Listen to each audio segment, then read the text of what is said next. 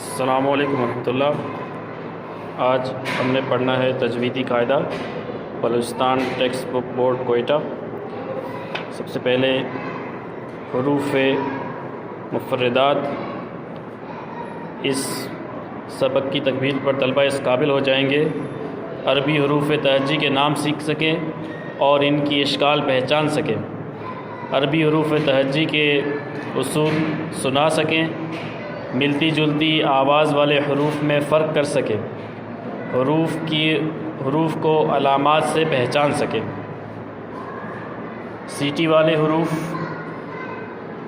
زا، سین، صاد، ہم آواز حروف تا، طا، ثا، سین، صاد، حا، ہا، زا، را، صاد، طا، قاف، کاف۔ حلق سے ادا ہونے والے حروف حمزہ، ہا، عین، حا، غین، خا۔ ہونٹوں سے ادا ہونے والے حروف با، فا، میم، واو۔ زبان کی نوک سے ادا ہونے والے حروف تا، ثا، دال، زال، طا، ظا۔ زبان کے درمیانے حصے سے ادا ہونے والے حروف جیم، شین، یا۔ زبان کی جڑ سے ادا ہونے والے حروف قاف، کاف۔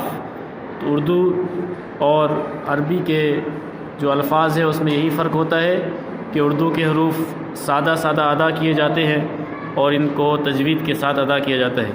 اس لیے ہم اس کو پڑھیں گے تاکہ ہمارا تجوید ہماری درست ہو جائے۔ سب سے پہلے اس سبق کو ابھی اس کا آغاز کرتے ہیں، شروع کرتے ہیں۔ الف، با، تا، ثا، جیم، حا، خا، دال، زال، را، زا، سین، شین، صاد، ضاد،